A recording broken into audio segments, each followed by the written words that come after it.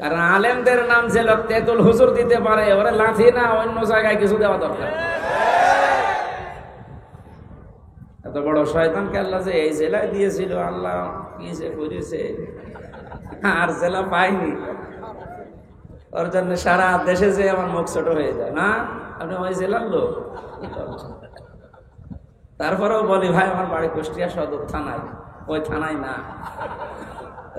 জেলা তো একটু ঝামেলায় আছে। আল্লাহ যেন এই সমস্ত মানুষদেরকে আর আমাদের সামনে নিয়ে না আসি। এগুলো সমাজের জন্য, দেশের জন্য, জেলার জন্য ক্যান্সার। স্বাধীন দেশে পরাধীন অবস্থায় ছিলাম আর নাম করতাম যে আমরা স্বাধীন। কিসের স্বাধীন? কুষ্টিয়ায় আমার বাড়ি, আমার চাচা আওয়ামী লীগ করে, উনি আমার দাওয়াত দিয়েছে খাবার খাওয়ার জন্য। যদিও আওয়ামী লীগের বাড়ি খাবার খাওয়া ঠিক না, না সব আওয়ামী লীগ না, আমার চাচার মতো যারা। এখন নিয়ে গেল, যাওয়ার পরে খাবার খেয়েছি। এখানকার একজন নেতা গোছের মানুষ ওনারে কল দিয়েছে, হ্যাঁ কেন ওনারে দাওয়াত দিলে? বলছে আমার ভাতিজা। না, ভাতিজা হলেও হবে না। তার 2 দিন পরে আল্লাহ তাআলা এই অবস্থা করে দিয়েছে। এখন তাদেরকে দাওয়াত দিয়েও খুঁজে পাওয়া যাচ্ছে না, কোথায় যে আছে আল্লাহ জানে আর ফেরেশতা জানে। এই জন্য আমরা ইবাদতে লিপ্ত হচ্ছি, ইবাদত করার মতো করবো ইনশাআল্লাহ। বাংলাদেশের ঐতিহ্যবাহী জেলা, আমার প্রাণ প্রিয় জেলা কুষ্টিয়া, নামটা শুনলে আমার অন্তর ভরে যায়। মেরপুর থানার অন্তর্গত তালবাড়িয়া হাই স্কুল ময়দানে, এটা হাই স্কুল,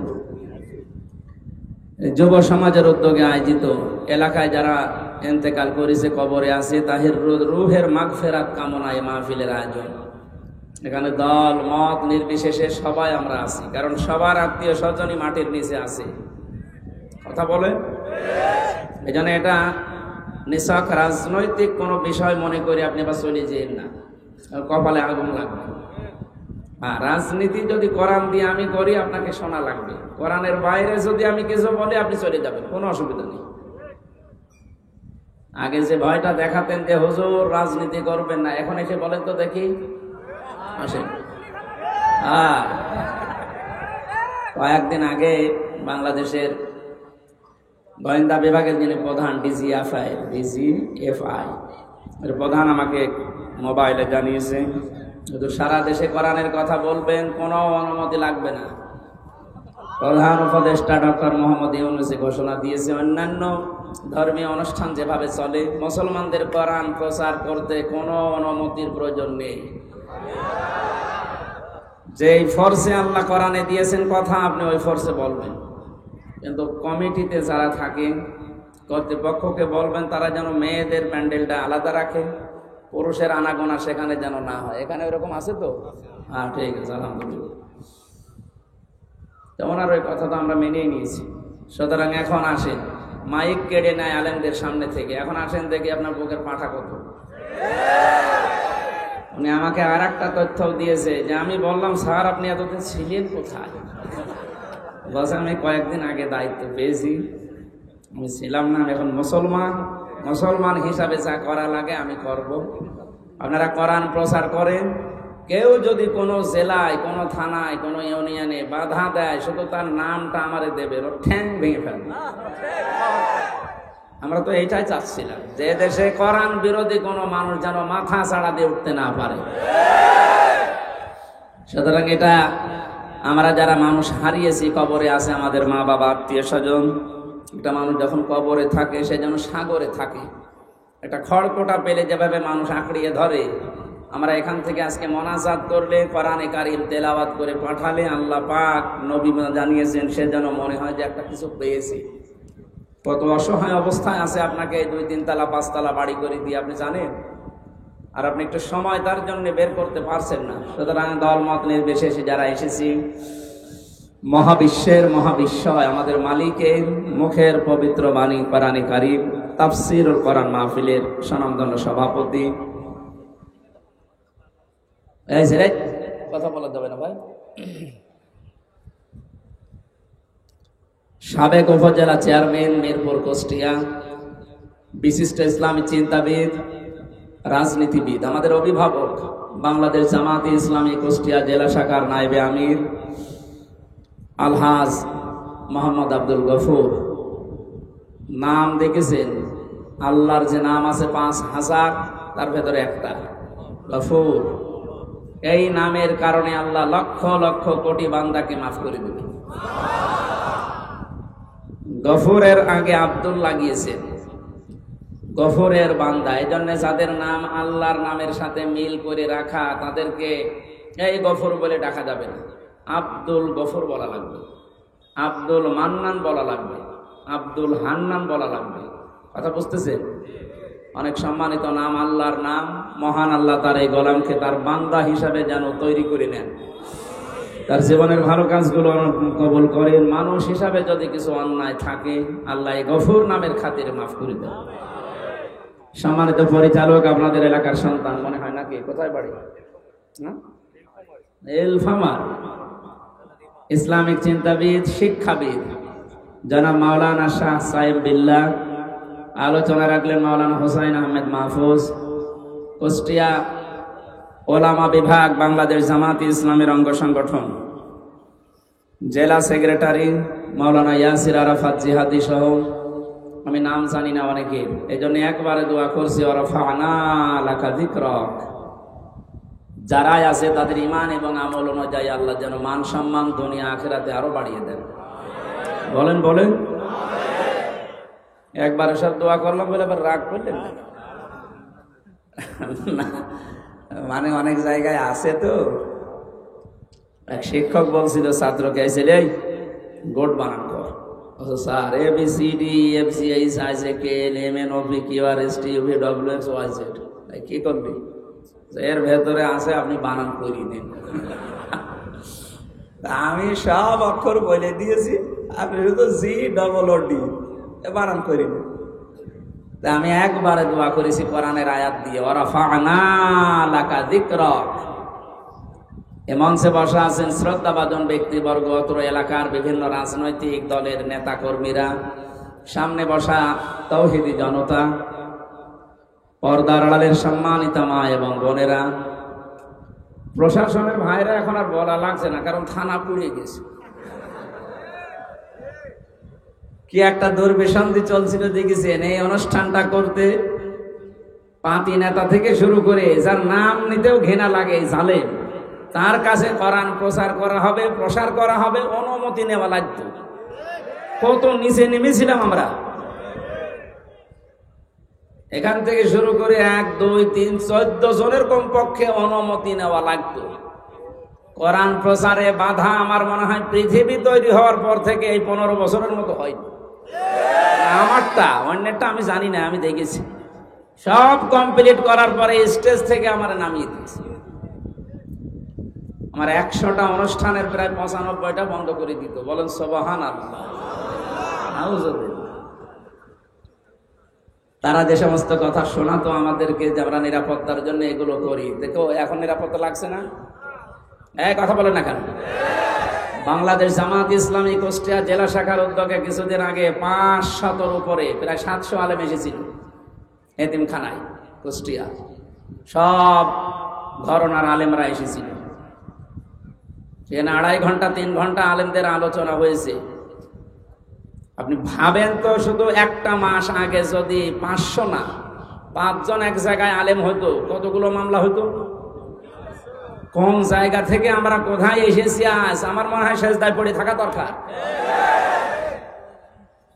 5 তারিখে আগস্ট মাসের 1:30টার পর থেকে যখন শুনলাম যে আল্লাহ রহমত নাজিল করছে, সেজদায় পড়ে গিয়েছিলাম যে আর মনে হয় না তোলাই ভালো মাথা। এখন দিন দিন যা বুঝতে পারছি, আসলে আমার সেজদা থেকে মাথা না তোলাই ভালো। এইরকম উপকার আল্লাহ আমাদেরকে করেছে।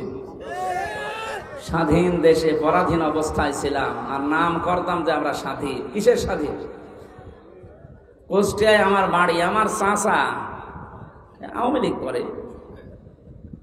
উনি আমার দাওয়াত দিয়েছে খাবার খাওয়ার জন্য। যদিও আওয়ামী লীগের বাড়ি খাবার খাওয়া ঠিক না, না সব আওয়ামী লীগ না, আমার চাচার মতো যারা। এখন নিয়ে গেল, যাওয়ার পরে খাবার খেয়েছি। এখানকার একজন নেতা গোছের মানুষ ওনারে কল দিয়েছে, কেন ওনারে দাওয়াত দিলে? বলছে আমার ভাতিজা। না, ভাতিজা হলেও হবে না। তার 2 দিন পরে আল্লাহ তাআলা এই অবস্থা করে দিয়েছে। এখন তাদেরকে দাওয়াত দিয়েও খুঁজে পাওয়া যাচ্ছে না, কোথায় যে আছে আল্লাহ জানে আর ফেরেশতা জানে। যারা আমরা এসেছি কোরআনে কারিমের এই অনুষ্ঠানে ইবাদত মনে করে বলেন আলহামদুলিল্লাহ। দরুদ আর সালাম পড়ছি আমাদের নবী মুহাম্মদুর রাসূলুল্লাহ সাল্লাল্লাহু আলাইহি ওয়াসাল্লামের প্রতি। আমি খুব কম সময় কথা বলবো, কারণ দিনের বেলা সিলাইদা ছিল, গলা ব্যথা করছে। ওদের মাইক এই রওশনের সাদের মতো মাইক, ও ছাতা যতই ধাক্কা দিয়ে হয় না, কারণ শেষ। আজকেরটা মনে হয় ঠিক আছে। এই মাইক কোথাকার? মেরপুর। হ্যাঁ, এই মাইকটা আশপাশে অনুষ্ঠান বলে নেবেন, এটা ভালো আছে। আমি যেই কথাই বলবো এখন থেকে, পরের শব্দ থেকে একটা শিক্ষা নিয়ে তারপরে সামনে যাব ইনশাআল্লাহ। আল্লাহ রাব্বুল আলামিন বলেন, ইয়া আইয়ুহাল্লাযীনা আমানু আতিউল্লাহা ওয়া আতিউর রাসূলা ওয়া উলিল আমরি মিনকুম ইলা আখিরি আয়াত। সূরা নিসা 5 নম্বর পারার 6 নম্বর পৃষ্ঠার 9 নম্বর লাইনের 59 নম্বর আয়াতের প্রথম অংশে আছে তাফসিরে ফি জিলালিল কোরআন। কত আলেম এখানে বসে আছে, আপনার যদি একটু সন্দেহ লাগে ওনাকে জিজ্ঞাসা করবেন পরে। আমি যেটা বলছি ওটার সাথে কোরআন এবং বাস্তবতা যদি মিলে যায়, আপনাকে এই মুহূর্তে সিদ্ধান্ত পাল্টিয়ে মেনে নেওয়া লাগবে। আপনি নিজেও কোরআন পড়েন না, হামজা বলছে আপনি মানবেনও না, আপনি কি হয়েছেন? কি আপনি কি লাথি খাবে? হ্যাঁ, আদালতে প্রবেশ করার সময় যে পুলিশের সামনে ওনারে লাথি দিয়েছিল, পুলিশকে বললাম ভাই আপনি দেখলেন না, কুষ্টিয়ার লোকের লাথি দিল আর আপনি দেখলেন, বলছে করবো কি? যে লোকটা লাথি দিয়ে বেরিয়ে গেল, ওরে ধরতে পারলেন না, ধরবো কি করে? ওরে তো আমি ব্যবস্থা করে দিয়েছি, মার। কারণ জালেমদের বিপক্ষে শুধু মানুষ না, সৃষ্টি জগৎ সব এবং আল্লাহ নিজে। অনেকে মনে করে যে জালেমরা এত কিছু করে, কিছুই তো হয় না। আলা তাহসাবান্নাল্লাহা গাফিলান আম্মা ইয়ামালুজ জালিমুন। সূরা ইব্রাহিমের 42 নম্বর আয়াতের প্রথম অংশে আছে, আল্লাহ পাক বলেন, হে পৃথিবীর মানুষেরা, কি ধারণা করো যে জালেমদের সম্পর্কে আমি কোনো খোঁজ রাখি না, আমি গাফেল? না, ওদেরকে আমি ছাড় দিয়েছি। এ পৃথিবীর সবচেয়ে বেশি তীক্ষ্ণ নজর আমি রাখি জালেমদের উপরে। ঢিল দেই কেন?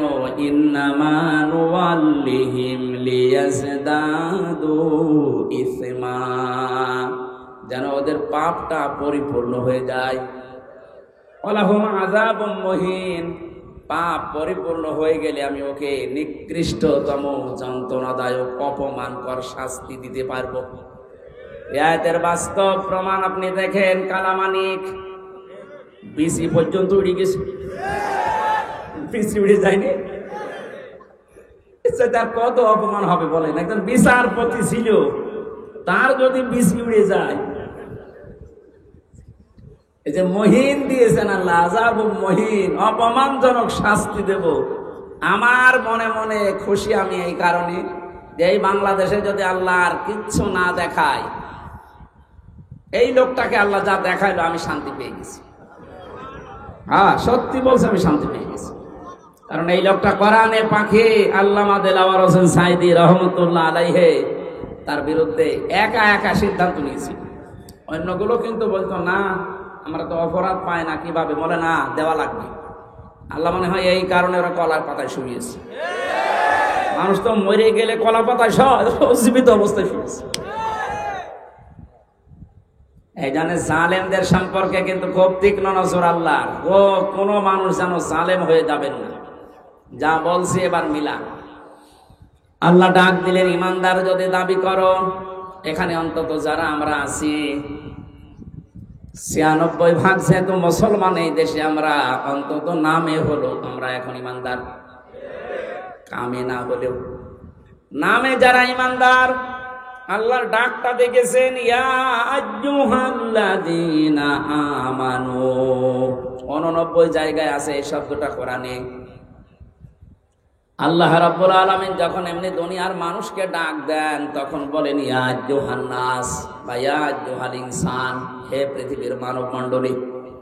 শুধুমাত্র যখন ইমানদারকে ডাক দেওয়ার ইচ্ছা করেন তখন তার এই হাত, কুদরতের হাত উঁচা করে মহব্বত নিয়ে বলেন ইয়া আইয়ুহাল্লাযীনা আমানু,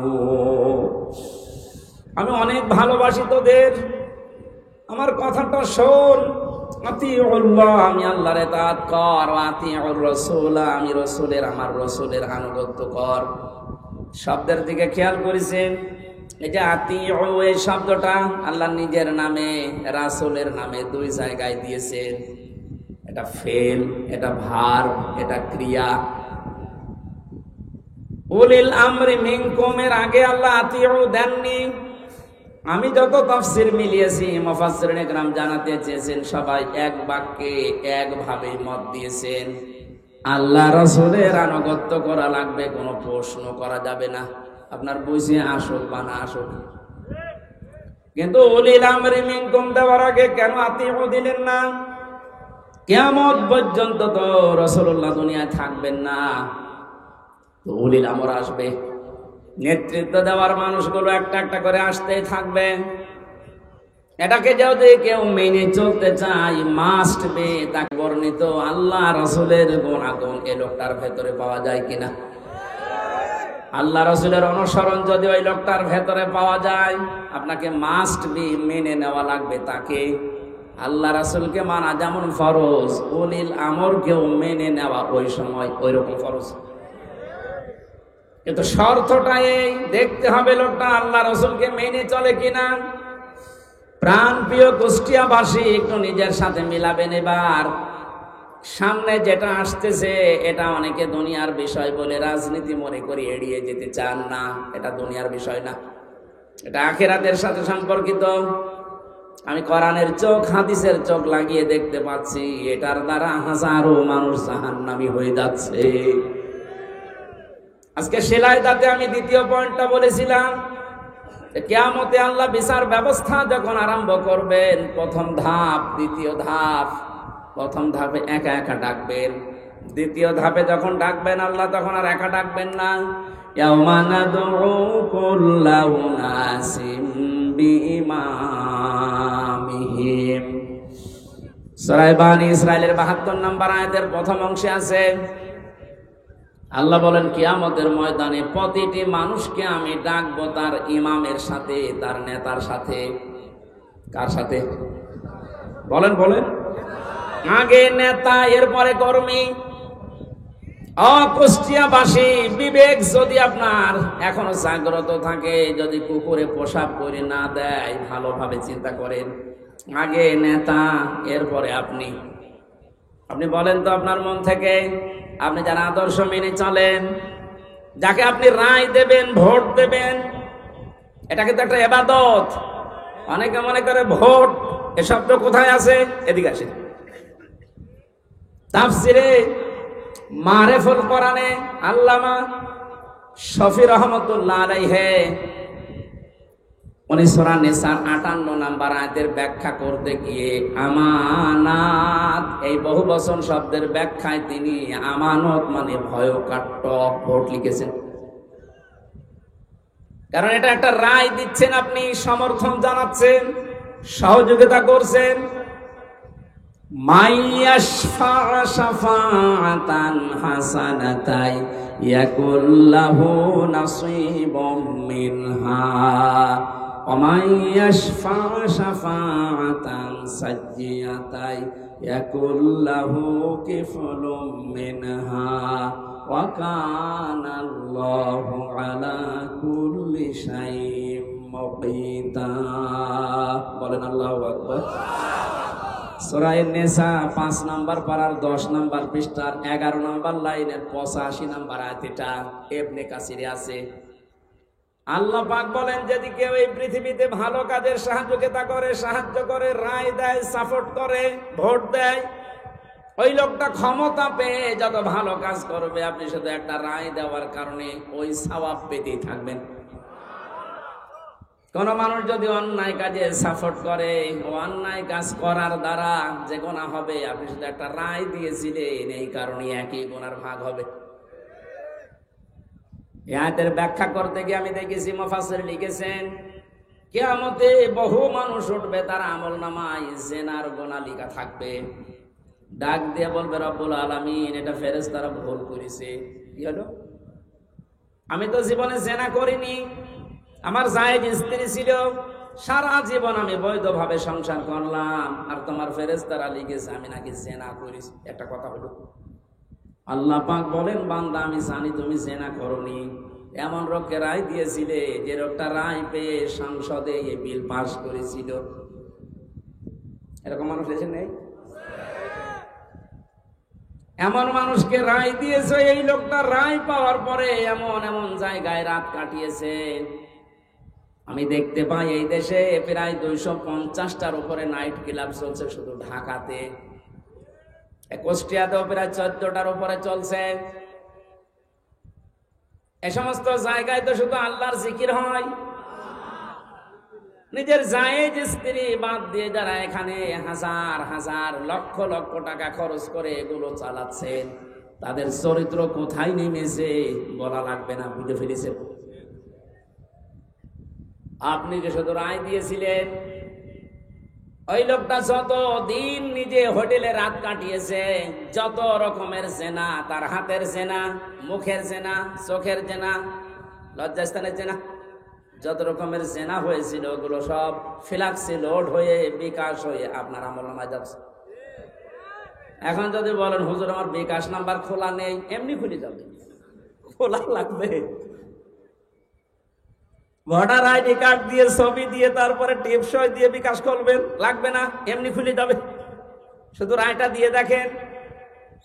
আপনাকে আমি বলছি না যে অমকে দাঁড়িয়েছে তারে রায় দেন না, আপনি দেখবেন যে 5 জন দাঁড়িয়েছে ভোটে, এর ভেতরে আল্লাহ রসুলকে মেনে চলে কোন লোকটা, আপনি তারে, কারণ আপনার এই রায়টা রায় না, এটা একটা ইবাদত। এটা কি?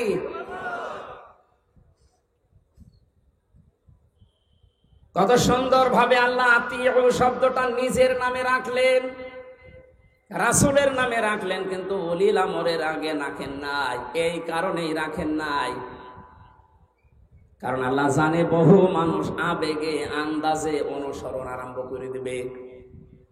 কোরআনে কারীম জানাচ্ছে, ইত্তাবিউ মা উনজিলা ইলাইকুম মির রাব্বিকুম ওয়া লা তাত্তাবিউ মিন দুনিহি আউলিয়া কলিলাম মা তাযাক্কারুন। সূরা আরাফের 3 নম্বর আয়াত, 8 নম্বর পারার 10 নম্বর পৃষ্ঠার 3 নম্বর লাইনে এটা আছে। আল্লাহ পাক বলেন, সবাই মিলে অনুসরণ করো, অনুকরণ করো যেটা তোমাদের প্রতি তোমাদের রব নাযিল করেছে। কুষ্টিয়াবাসী আমরা এক বাক্যে স্বীকার করি, আমাদের রব আমাদেরকে দিয়েছেন কোরআন। কথা বলেন না কেন? কোন সন্দেহ আছে এর ভেতরে? তাহলে অনুসরণ করা লাগবে একা একা না, সবাই মিলে। ইত্তাবিউ বহু বছর, এই জন্যই তো আহ্বান জানাচ্ছি। নয়তো আমি একা একা মেনে যদি জান্নাতে যেতে পারতাম, আপনাদের জীবনও ডাকতাম না। এই যে কোরআন শরীফ আমি হাতে নিয়ে বলছি, সত্যি যদি আল্লাহ এখানে 1 বছর দিত যে অনুসরণ কর, তোরা জান্নাত দিয়ে দেব, আপনাদেরকে আমি জীবনও বলতাম না। কারণ আমার বাবার যা আছে, আমার যা আছে, আমি কিচ্ছু না করলে অন্তত মরণ পর্যন্ত আমার কেটে যাবে। আমি একা তো জান্নাতে যেতে পারছি না, আপনাকে আমার বাঁচানো লাগবে।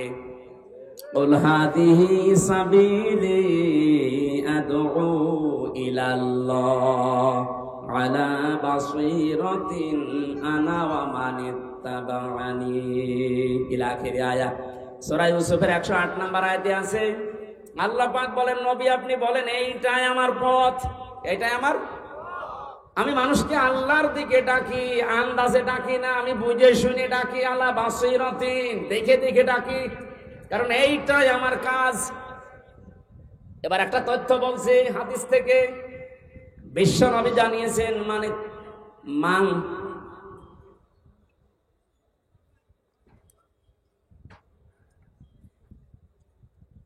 অমাং দাগা ইলাইহি হাদা। এখানে আরবি গ্রামার যারা বসে ওদেরকে জিজ্ঞাসা করেন, দাগা এক আলিফ টান আছে, অমাং দাগা ইলাইহি হাদা। কেউ যদি কোরআন দিয়ে মানুষকে ডাকে, আল্লাহ নিজে তাকে হেদায়েতের উপরে রাখে। আমি এমনিতে ঝুঁকিপূর্ণ পথ বেছে নেইনি। 3টা বছর জেলখানায় থাকার পরে তো সিদ্ধান্ত নিতে পারতাম না যে যা করছে করুক, লা ইলাহা ইল্লাল্লাহ, পারতাম না। আমার বাবার যা আছে, সত্যি কথা বলছে, আমি একা, আমার কিন্তু চলে যেত। কিন্তু এই রক্ত পিচ্ছিল পথে আমি বেছে নিয়েছি। আল্লাহ পাকের ঘোষণা যে আমি যদি হেদায়েতের উপরে থাকতে চাই, কোন গাছতলায় বসে, আস্তানায় বসে, খানকায় বসে হেদায়েতের উপরে থাকা যাবে না। হেদায়েতের উপরে থাকতে হলে দাঁড়া আল্লাহর দিকে, কোরআন দিয়ে মানুষকে ডাকা লাগবে। আমি যদি ডাকতে পারি, আল্লাহ নিজে দায়িত্ব নিয়ে আপনাকে রাখবে হেদায়েতের উপরে। আর যাদেরকে আমি ডাক দেব তাদের অবস্থা কি? ফাকাদ হুদিয়া ইলা সিরাতিম মুস্তাকিম। এই যে আলেম যারা আছে, ফা দিলেন কেন এখানে? কদ দিলেও তো অর্থ হয়ে যেত, আবার কদ বাদ দিয়ে দিলেও অর্থ হয়ে যেত। ফা শব্দটা প্রায় 19টা অর্থে ব্যবহার হয় বালাগাত মান থেকে। এটা তার ক্লাস চলছে না মাদ্রাসার, যে আমি একেবারে ভেঙে ভেঙে বলবো। এতটুকু বলতে পারছি, আল্লাহ এত বড় কঠিন শব্দ নবীজিকে দিয়ে বলিয়েছেন, ফাকাদ হুদিয়া ইলা সিরাতিম মুস্তাকিম। কোরআনের ডাকে যদি সত্যিই কেউ বুঝে শুনে সাড়া দিয়ে দেয়, আল্লাহ নিজে তাকে সিরাতিল মুস্তাকিম নসিব করে দেয়। আমি আজকে ডাক দেব, আমি থাকতে চাই হেদায়েতের উপরে, আর আমি আন্দাজে ডাকি না, আমি বুঝে শুনে ডাকি। আর আপনারা সাড়া দেবেন, আপনাদেরকে আল্লাহ জান্নাতের পথ দেখিয়ে দেবে। জান্নাতের পথ দেখানোর দায়িত্ব হামজার কার? বলেন বলেন। আল্লাহ যদি এতটুকু শেষ করে দিতেন, আলা বাসিরাতিন, না আনা ওমানিত্তাবানি, এটা আমার কাজ, এবং আমাকে যারা অনুসরণ করে, আমার উম্মত বলে যারা দাবি করে, কিয়ামত পর্যন্ত তাদেরও আমি আল্লাহর দিকে মানুষকে ডাকা লাগবে। এই জন্য শব্দটার দিকে খেয়াল করে আমি ডাকতেছি, ইত্তাবিউ, আমরা সবাই অনুসরণ করতে চাই। কোন বাবার অনুসরণ না, কোন পীর সাহেবের অনুসরণ না, কোন দাদার অনুসরণ না। আমি অনুসরণ করব সবাই মিলে কোরআনের। আরো জোরে। আল্লাহ এতটুকু শেষ করলেন না, আরেকটু বাড়িয়েছেন, ওয়ালা তাত্তাবিউ, অনুসরণ করা যাবে না, মিন দুনিহি আউলিয়া, ওলির বহু বচন আউলিয়া। এ দুনিয়ায় কোন ওলি আল্লাহর অনুসরণ করার দরকার নেই। এই শব্দটা শোনার পরে মনে হচ্ছে আল্লাহ তার ওলিদের বিরুদ্ধে। না মানে বাংলা অর্থ করেন তো, দেখি করেন, ওয়ালা তাত্তাবিউ মিন দুনিহি আউলিয়া, কোন ওলির অনুসরণ দরকার নেই। আল্লাহ একজন ওলিকেও বাদ দেয়নি, সব শেষ। বাংলা অর্থ করলে মনে হচ্ছে আল্লাহ তার ওলিদের বিরুদ্ধে। না, ব্যাখ্যায় গিয়ে দেখলাম আল্লাহ এই জন্য নিষেধ করেছেন, কারণ আল্লাহ ভালোভাবে জানেন পৃথিবীতে বহু মানুষ এমন আসবে, ওরা আল্লাহর চাইতে ওদের আব্বাকে বড় মনে করবে, যেটা শুরু হয়েছিল। 15 বছরে একজন আব্বার জিকির আমরা যত করেছি, আমার তো যতটুকু জ্ঞান বুদ্ধি, আমার মনে হয় যদি আমরা আল্লাহর জিকির ওই মনে মানে করতাম, আমরা আল্লাহর ওলি হয়ে যেতাম। আল্লাহ তাহলে ওলিদের বিরুদ্ধে না, আল্লাহ বলতে চেয়েছিলেন এইটা, যে অনেকে আবেগে আল্লাহরে বাদ দিয়ে আব্বাকে উপরে তুলে ফেলবে। এই জন্য আল্লাহ সব বাদ দিয়েছেন, সব বাদ দে, কলিলাম মা তাযাক্কারুন। আল্লাহ আফসোস করছেন, না আমার এই কথাগুলো শোনার পরে বিশ্বাস করা দূরের কথা, অধিকাংশ মানুষই মুখ ফিরিয়ে চলে যাবে। আপনারা চলে যাবেন? যাবেন? আল্লাহরে আফসোস থাকতে দেবেন? দল মত নির্বিশেষে আজকে থেকে আমার এই সিদ্ধান্ত নিয়ে যাওয়া লাগবে। আমি যেহেতু রায় দেব সামনে, এটা একটা ইবাদত, নামাজের মতো একটা ইবাদত। নামাজ পড়লে সওয়াবের উদ্দেশ্যে, রায় দেব আমি সওয়াবের উদ্দেশ্যে। আমার আমল নামায় যেন হজের সওয়াব লেখা হয়, হজ না করেও।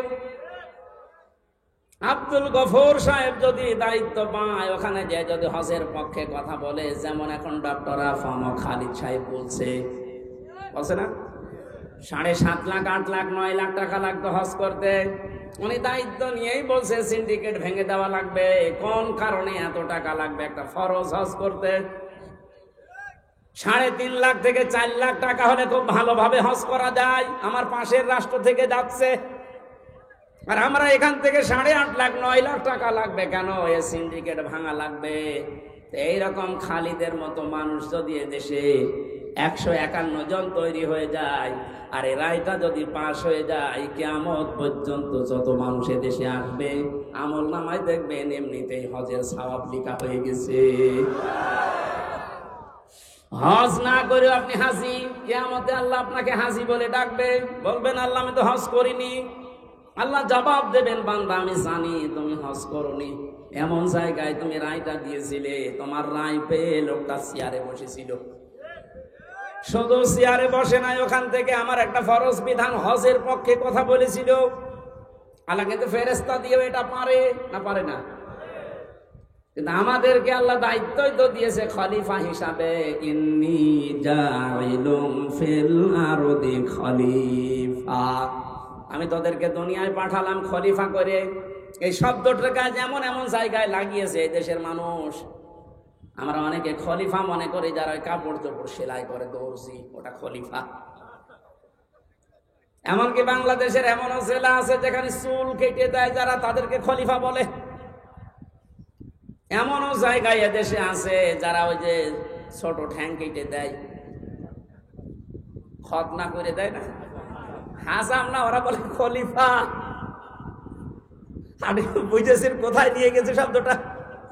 অথচ খলিফা শব্দটা আল্লাহ নির্বাচিত করে পাঠিয়েছেন। ইন্নী, অবশ্যই আমি, জাইলুম ফিল আরদি খলিফা, আমি জমিনে খলিফা পাঠাবো। কোন জায়গায়? এই জবাব দেবেন, কোন জায়গায়? আল্লাহকে এখানে বলেছেন ইন্নী জাইলুম ফিল খানকা খলিফা। এখন তো খানকায় গেলেই মানুষ খলিফা হয়ে যাচ্ছে। কিসের খলিফা আপনি? খানকায় গেলে খলিফা হবে কথা কোরআনে হাদিসে কোন জায়গায় আছে দেখান? আল্লাহ বলেন জমিনে খলিফা পাঠিয়েছি। ইন্নী জাইলুম ফিল মাসাজিদি খলিফা, মসজিদে খলিফা পাঠাবো। তাহলে কিছু জিকির আজকার করলে আপনি মাপ পেয়ে যেতেন। যদি বলতেন ইন্নী জাইলুম ফিল মাদারিসি খলিফা, মসজিদে মাদ্রাসায় খলিফা পাঠাবো, তাহলে সায়েম বিল্লাহর মতো একটা মাদ্রাসা করে কিছু ছেলে মেয়েকে পড়ালে আপনি মাপ পেয়ে যেতেন। আল্লাহ কিন্তু শব্দটা দিয়েছেন ইন্নী জাইলুম ফিল আরদি। কোথায়? ফিল আরদি, জমিনে। এই জমিনে আজ আমরা যেহেতু এই দায়িত্বটা পালন করি না, আমরা কেউ খানকায়, কেউ গাছতলায়, কেউ মসজিদে, কেউ মাদ্রাসায়, কেউ দরবারে। জমিনটা জালেমরা ফাঁকা পেয়েছিল, 180 মাইল বেগে চালাচ্ছিল। আমার কথার অর্থ যদি না বোঝার ভান করে থাকেন, এদিকে আসেন, আসেন, ছড়ি কোদাল দিয়ে বোঝাচ্ছে। জমিনটা ফাঁকা পেয়েছিল না, যা মনে লেগেছে তাই করেছে। যেহেতু আল্লাহর খলিফা আমরা, কেউ জমিনে নেই, কেউ ঢুকে গেছে আস্তানায়, কেউ দরবারে, কেউ মাদ্রাসায়। জমিনটা ফাঁকা পেয়ে মন মতো ওরা চালিয়েছে। এখন আর না, আমরা বুঝে ফেলেছি আল্লাহ আমাদেরকে পাঠিয়েছে ফিল আরদি। কোথায়? আরো জোরে, আরো জোরে। সুতরাং জমিনে থাকতে রাজি আছি আমরা।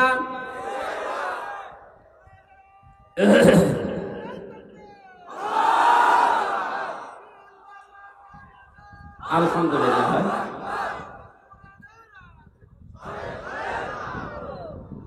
এতক্ষণ পর্যন্ত যা বলছি তার সামারাইজ এইটা।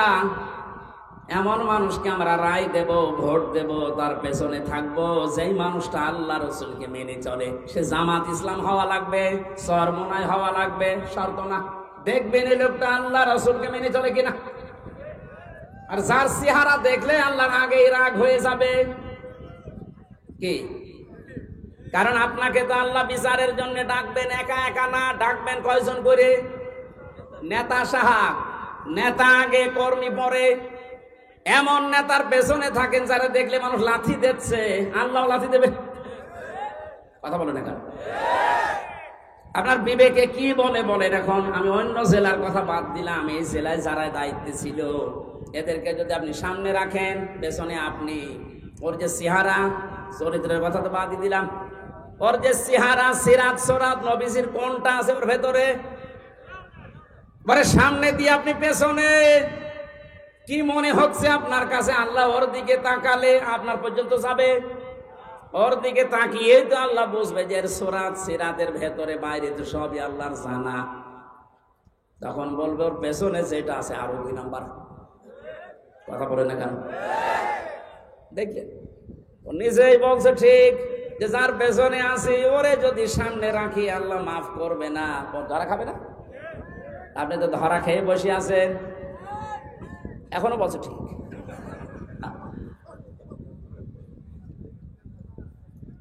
আশা করছে আপনার বিবেক খুলবে। এরপরও যদি কেউ ফিরে না আসে, আমার মনে হয় ওর বিবেকের উপরে তালা লাগানো আর কুকুরে পেশাব করে জং ধরে গেছে। আল্লাহ আমাদের হেফাজত করুন, আমিন। আমি এত নিচু কথা বলতাম না, এই উদাহরণটা দিলাম আপনাদের জন্য, আপনার বিবেকের তালা যেন খুলে যায়।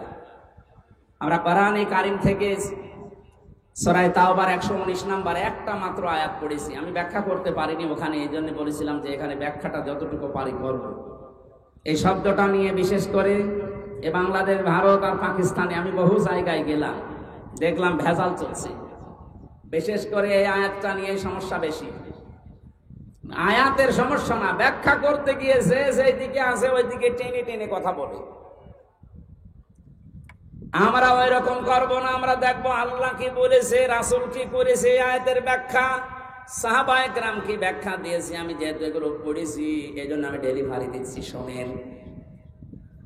আল্লাহ পাক জানিয়েছেন, ইয়া আইয়ুহাল্লাযীনা আমানু তাকুল্লাহা ওয়া কুনু মা'আস সাদিকিন।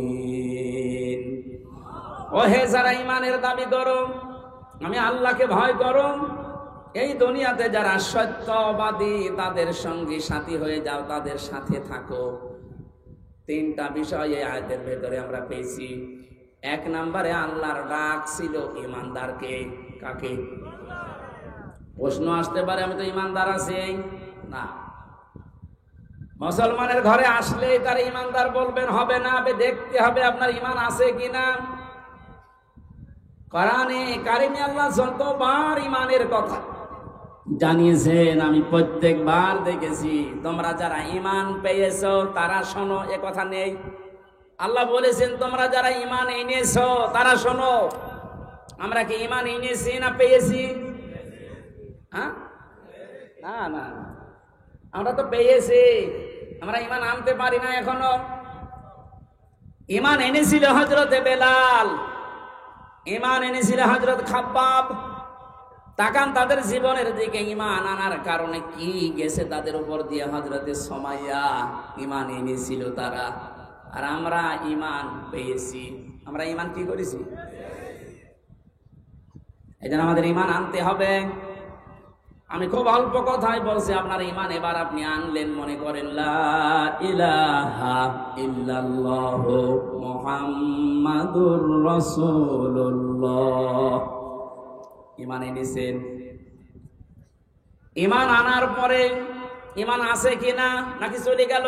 প্রশ্ন আসতে পারে, ঈমান চলে যায় কি করে?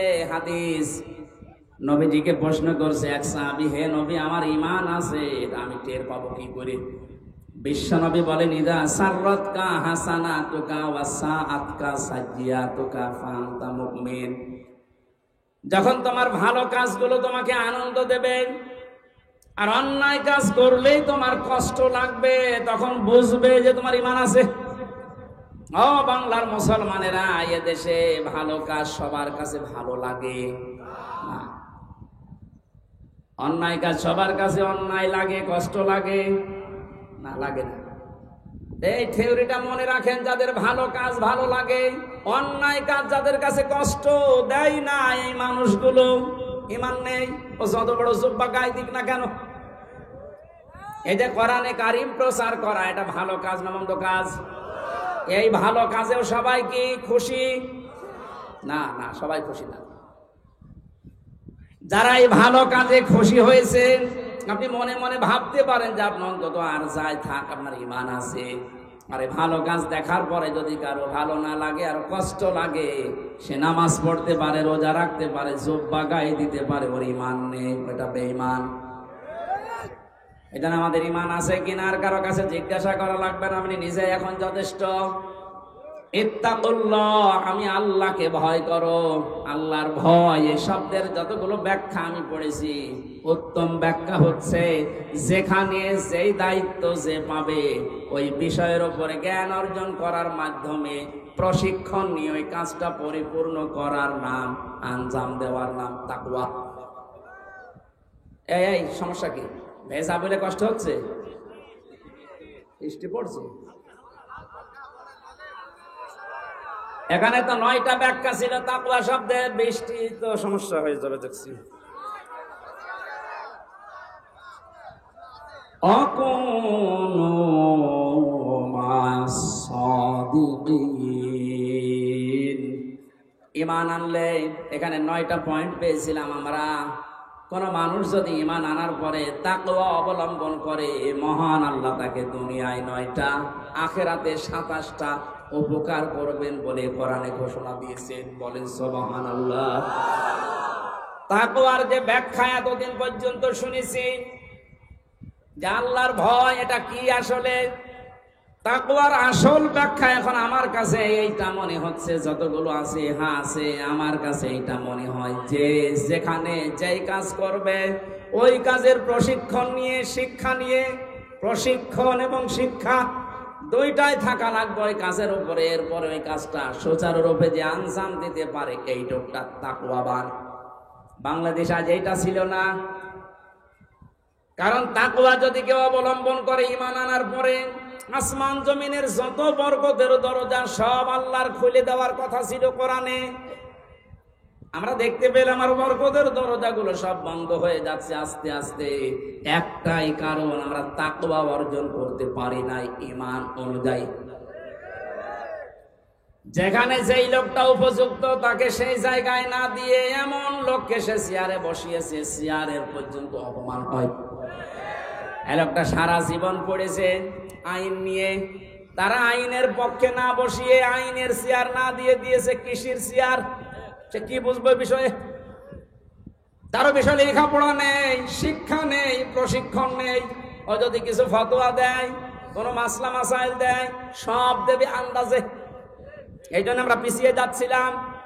বাইরের দেশগুলোতে আমি যতটুকু ঘুরেছি, এই যে সিঙ্গাপুর, মালয়েশিয়া, থাইল্যান্ড, যতগুলো দেশ ঘুরে আসলাম, ওখানে দেখেছি ওরা উন্নত হচ্ছে এই কারণে যে যেই বিষয়ে পারদর্শী তাকে ওই বিষয়ের উপর এগিয়ে দেয়। আপনার 4টা ছেলে আছে, এক একটা ছেলে এক এক লাইনে বসে ভালো, আপনি সেই লাইনে এগিয়ে দেন। একজন যদি ইঞ্জিনিয়ার এই বিষয়টা ভালো বোঝে, ওকে আপনি ওই লাইনে পড়ান, ওই লাইনের জ্ঞান অর্জন করে, যোগ্যতা নিয়ে, প্রশিক্ষণ নিয়ে ওই লাইনটাও উপকার করবে, পৃথিবীতে ফোকাস দেবে। অথচ পারে তাকে ঠেলা দেবেন, কিছুদিন পরে এমন জায়গায় পড়বে আর খাতেতি করতে পারবে না। আমাদের দেশের সিস্টেমগুলো আজ পাল্টানো দরকার। যে যেই বিষয়ে পারদর্শী, ভালো বোঝে, এগিয়ে যেতে চায়, তাকে ওই দিকে এগিয়ে শিক্ষা দিয়ে, প্রশিক্ষণ দিয়ে ওই কাজটা সুচারুরূপে আঞ্জাম দেওয়ার সুযোগ করে দেন, দেশ দাঁড়িয়ে যাবে। এটা দিয়ে দেয়নি আমরা, এই কারণে দরবেশ, এটা আমরা দিতে পারিনি। ওর যে সুরাত আর সিরাত পুরাটাই পাল্টিয়ে গেছে। আমার মনে হয় আজরাইল ফেরেশতা ওরে চিনতে পারতো না। হ্যাঁ, ওর যে অবস্থান, দরবেশ থেকে ধরবেশের যে অবস্থা, একেবারে নম হয়েছিল, প্রশাসন পর্যন্ত চিনতে পারে নাই। চিনবে কে?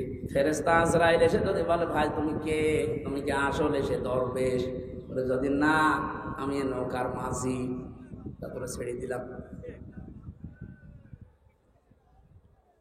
আমার ভাইরা, এই জন্য আমাদের তাকওয়া হচ্ছে না। তাকওয়া যারা অর্জন করেছিল ওই মানুষগুলোকে আল্লাহ দুনিয়াতে কি কি উপকার করেছিলেন। কোরআনে কারীম বলেছে এই পৃথিবীতে কেউ যদি তাকওয়া অর্জন করতে পারে, ওই মানুষ যদি বিপদেও পড়ে এমন জায়গা থেকে আল্লাহ তাকে সাহায্য পাঠাবে, লোকটার ধারণাও ছিল না যে এখান থেকে সাহায্য আসতে পারে। সত্যবাদী যারা, তাদের সাথে যেহেতু থাকার জন্য আল্লাহ নির্দেশ দিচ্ছেন, সত্যবাদী মনে করে আমরা মনে করি এই যে বিশাল চোখ বাজার গায়ে আছে, পাগড়ি মাথায় আছে, হাতে তসবি আছে, মসজিদ মাদ্রাসা খানকা ছাড়া কিচ্ছু বোঝে না, এই সত্যবাদী না।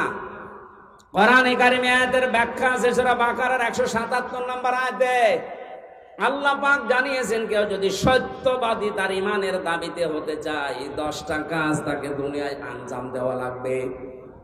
বাংলাদেশ সহ পৃথিবীতে যারা এই 10টা কাজ আঞ্জাম দিচ্ছেন, এই মানুষগুলো তাদের ইমানের দাবিতে সত্যবাদী। আপনি তাদের সাথে থাকবেন, এ নির্দেশ হামজার। কার? আরো জোরে বলেন। এই নির্দেশটা আপনাকে মানা লাগবে আজকে। শুধু পূর্ব পশ্চিম দিকে মুখ ঘোরালেই সওয়াব হয় নাকি? বৃষ্টি শুরু হয়ে গেছে। না না, কষ্ট হবে ভাই, ভিজে যাবে। এই কোরআন শরীফ নিয়ে যান, কোরআন শরীফটা নিয়ে ভালো জায়গায় রাখেন। সুবহানাল্লাহ, আলহামদুলিল্লাহ। আমার এই যে কয়েকদিন পরে, আজকে কয় তারিখ? 5 তারিখ। আর 4 দিন পরে এই যে 16 দাগ ভেড়ামারার ভেতরে, ভেড়ামারা 16 দাগ, ওখানে আমার মাহফিল আছে রাত 9টা থেকে 11টা পর্যন্ত। ওখানে যাবেন, আমি 9টায় থাকবো। এই যে ময়নুল ভাই আছে, উনিও থাকবেন। পরিবেশ এখন কি হবে বলতে পারছি না, কারণ এখন মাহফিলের সময় না। এই 14-15টা জেলায় যারা দায়িত্বে ছিল আমার ঢুকতেই দেয়নি। এই জন্য ডেটগুলো সব আমি দিয়েছিলাম চট্টগ্রাম, সিলেট, ওই সমস্ত বিভাগে। এখন ওদেরকে বলে বলে নিয়ে আসা লাগছে, কারণ একজনকে দিয়ে দিলে আবার কাটা যায় আন্দাজে, তারা তো কষ্ট পাবে। এরপরেও চেষ্টা চালাচ্ছি। বৃষ্টি যখন শুরু হয়ে যাচ্ছে, ওই দিন আসেন, কথা বলবেন ইনশাআল্লাহ। আল্লাহুম্মা আমিন। লা ইলাহা ইল্লা আনতা সুবহানাকা ইন্নী